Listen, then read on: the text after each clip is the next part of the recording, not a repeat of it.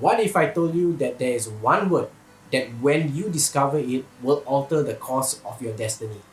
Now, Rami Malek won the Oscars for 2019 for Best Actor in a Leading Role for his portrayal as Freddie Mercury in Bohemian Rhapsody.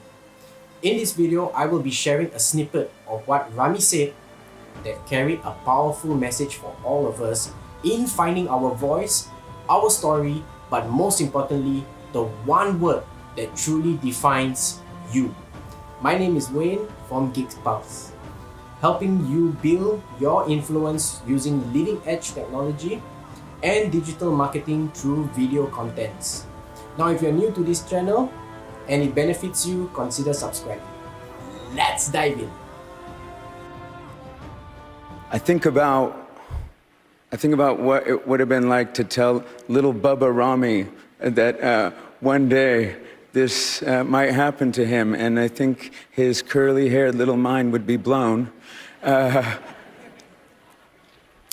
kid was struggling with his identity, trying to figure himself out, and I think to anyone struggling with theirs and trying to discover their voice, listen, we made a film about a gay man, an immigrant who lived his life just unapologetically himself. And the fact that I'm celebrating him and this story with you tonight is proof that we're longing for stories like this. I am the son of immigrants from Egypt. I'm a first-generation American, and part of my story is being written right now, and I could not be more grateful to each and every one of you and everyone who believed in me for this moment. It is something I will treasure for the rest of my life. I'm going to share a secret with you. A secret so powerful that once you discover it, every decision you make in your life and business will become easier. Doors will start to open where before you struggled to make any progress. You'll finally feel like you're living your life with a purpose instead of fighting the world around you. Great leaders have used this secret to build powerful companies, spark important movements, and create meaningful change. And now you can too. Here's the secret. There is one word that defines who you are. There is one word that connects all the things in your life that make you come alive. Think about the friends you have, the music you listen to, the books you read, the movies you watch, the companies you've worked for, the businesses you've started. Think about everything in your life now that you enjoy. They are all connected. Until you figure out what that connection is, you'll never live up to your potential. What's your favorite song? And what does it have to do with who your best friend or favorite book is? The answer is everything. And it can be boiled down to one simple, powerful word. Great people can be described in one word. Martin Luther King Jr., equality. Oprah Winfrey, heart. Steve Jobs, impact. You? If you want to break free from the chains of mediocrity and really make an impact, then it starts with finding your one word. You have to stand for something powerful and important. On August 23, 1963, 250,000 people went to Washington, D.C. to hear Martin Luther King Jr. speak at the Lincoln Memorial. How did he get so many people to come out? He didn't have a newsletter or a Twitter account. He wasn't making YouTube videos or using Google AdWords. He didn't have a website or use Facebook. He didn't have any of the tools that make it so easy for us today to reach people and start movements. And yet 250,000 people came out. Why? Because he stood for something important. The cause he believed in touched people's hearts and led them to action. It was so important that people willingly spread the word and promoted his cause because it was their cause too. The process you're about to go through is important. It's one of the most valuable exercises you'll ever do in your life. The results are life-changing. We're going to go over the 5 core questions. Number 1, what makes you happy? Number 2, what connects your happiness? Number 3, what trait do you hate? Number 4, what's your constant? And number 5, is this really who you are? And then we'll discuss the 4 limiting beliefs that hold you back from doing something great. Number 1, it's too bold. Number 2, what do you think? Number 3, someone else is doing it. And number 4, it's too simple. Have an open mind, be honest with yourself, and eliminate all distractions for the next few minutes. Let's go.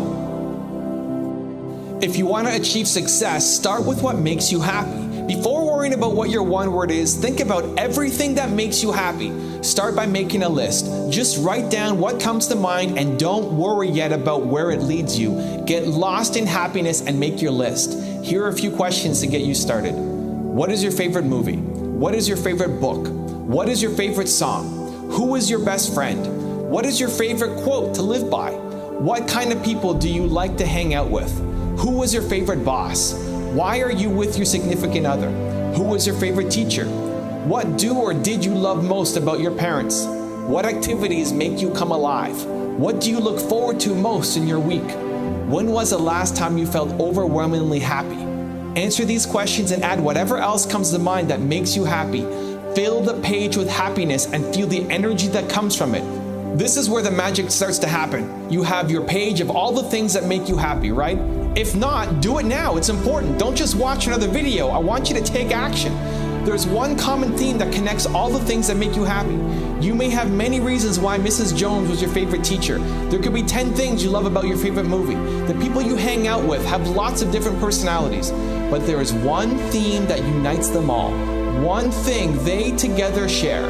This is a connective tissue that will make all your future decisions easier. This is the powerful mantra that will give you a sense of purpose and help you change the world for the better. This is your one word. Find the common theme in the list of things that make you happy and write it down. If it doesn't pop off the page, then next to each of the things that make you happy, write why you like it. You'll notice a pattern that emerges. Some words will come up over and over again. Take the words you've used most commonly to describe your happiest moments and group them together.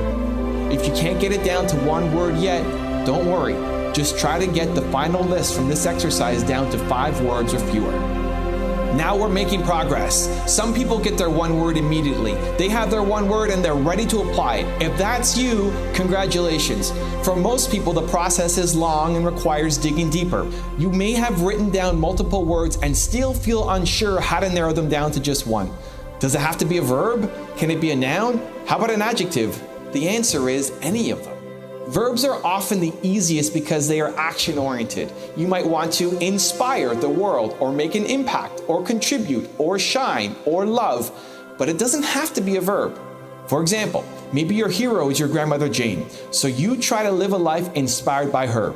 Jane becomes your one word. You can also combine multiple words that may seem like they're not related into a more meaningful one word that unites them.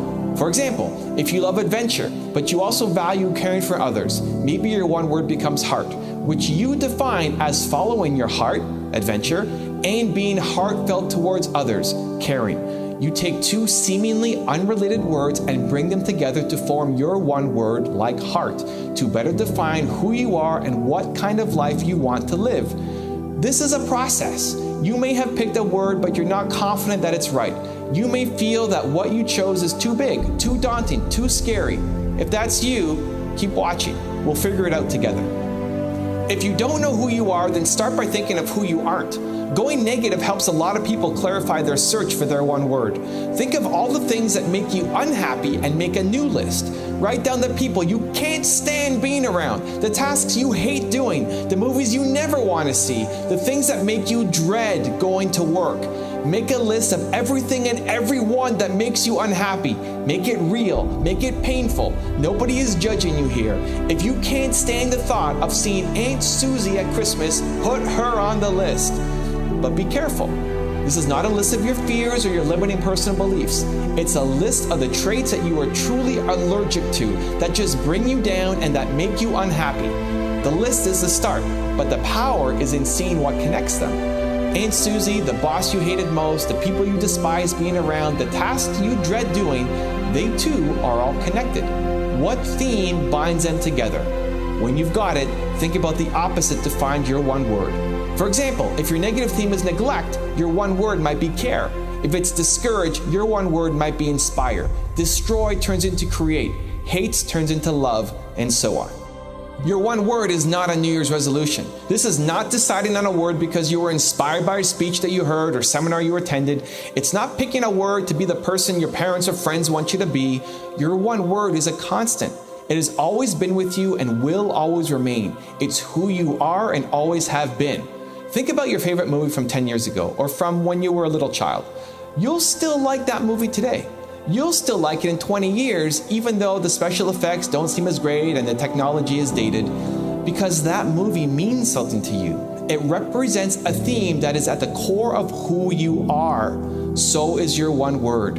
Your one word isn't something you get bored of or grow tired of. It's always there and always will be. If you're still trying to decide what your one word is, look at your list of things that make you happy and think back to 10 years ago. Which word best describes who you were back then? Think about how you imagine your life in 20 years. Which word best describes who you'll be then? Many things will change with time. Your opinions, your environment, your family, your friends, but your core value, your one word, doesn't change. If you're still having a hard time finding your constant, think back to your parents. There's a reason psychologists ask their patients to talk about their relationship with their parents.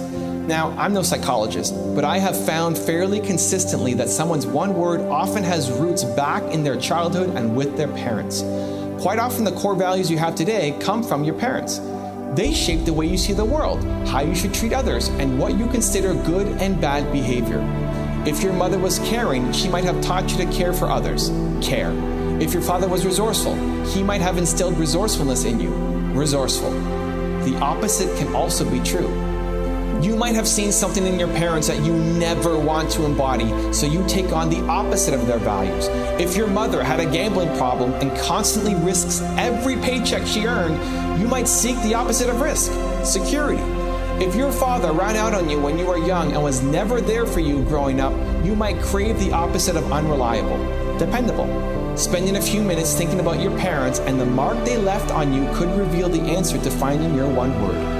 You can build a life and business around security or dependable just as much as you can around belief, care, or resourceful. Your parents impacted you in positive and negative ways. Having an awareness of their impact can set you up for future success.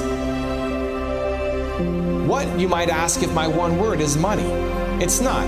If you think it is, you just haven't found out what truly makes you come alive. Now, don't get me wrong, money is great. Money lets us do amazing things. We need to make money to stay alive, and the more money we make, the more we can build. But understand this, money is a tool, not a core value. It can help take you where you want to go, but it's not the driver. There is always something deeper behind the need for money, and until you figure that out, you'll always limit yourself. Money comes from providing value. If people aren't willing to pay you for what you're doing, you're not giving them enough value. On the flip side, the way to make a lot of money quickly is to provide a lot of value quickly. Why do you love money so much? Say your dream is to make enough money in the next year to travel around the world. What you're really seeking isn't money, it's adventure, experiences, or excitement. What most people do is set a money goal, then try to figure out the fastest way to reach that money goal. They take on business opportunities that they aren't excited about because it promises to move them closer to their money goal. They tell themselves they don't care what they do, within reason, as long as it brings in the money because that's their real goal. They say it doesn't matter, but it does matter. Money comes from giving value, and if you don't have the love for your business, then you won't put in the crazy work that's needed to provide that value. You'll quit as soon as it starts getting hard. And the idea of working hard at something you don't like just so that you can live the life you want at some point in the future is crazy to me. Start living that life now. Saying that money is your one word is a crutch. You just haven't dug deep enough inside yourself to discover who you really are. For all of this to work, you have to be brutally honest and real with yourself. This isn't about who you should be or hope to be. It's not about what your family wants you to be or what your culture tells you to be. It's about who you really are and leveraging that to build a purposeful and happy life for yourself. It's about living your version of your life and following your dreams, not theirs. If you keep living in a world where you can't be yourself and you're constantly striving for this ideal life of someone who isn't who you actually are, you'll never be fulfilled. You don't have to be ashamed or afraid of your one word. It's who you are and it will guide you for the rest of your life. Look at your one word and ask yourself, is this really, deep down, who I am? If your answer is yes, you're ready to move on to build something awesome. If you answer no, go back and try the exercises again. Sleep on it, reflect on it in the shower, go for a walk and think about it, meditate on it. John Paul DeJoria's parents divorced when he was 2. When he was 9, he sold newspapers and Christmas cards door to door to help his family. When his single mother wasn't able to support him anymore, he was sent to live in a foster home in Los Angeles, where he joined a gang and where his high school math teacher told him he would never succeed at anything in life. His later jobs included being a janitor and an insurance salesman. Today, he's a billionaire. Oprah Winfrey was originally named Orpah, but people mispronounced it so often that she kept the name Oprah. She was born to an unmarried teenage mother who worked as a maid. She spent the first years of her life in poverty and was so poor that she often wore dresses made out of potato sacks, and the local kids teased her about it. She was molested by her cousin, uncle, and family friend when she was 9. At 13, she ran away from home, and at 14, had a child who died prematurely. She is currently North America's first and only multi-billionaire black person. When Abraham Lincoln was 9 years old, his mother died from an illness. He was formally educated for less than 1 year. He gave all the income he earned to his father until he was 21. The first love of his life died when he was 22. 3 of the 4 children he had died before they reached adulthood. His wife was eventually committed to a mental health asylum, and he suffered from melancholy, now referred to as clinical depression. In his political career, he was defeated 8 times trying to be everything from a congressman to senator to vice president. In 1860, he won the election to become President of the United States and is now considered to be one of the greatest presidents in American history.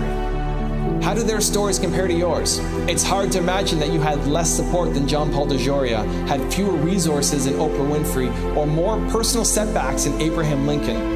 You have in this video and inside you the tools you need to succeed. It's up to you. Act boldly for your sake and the world's. Believe.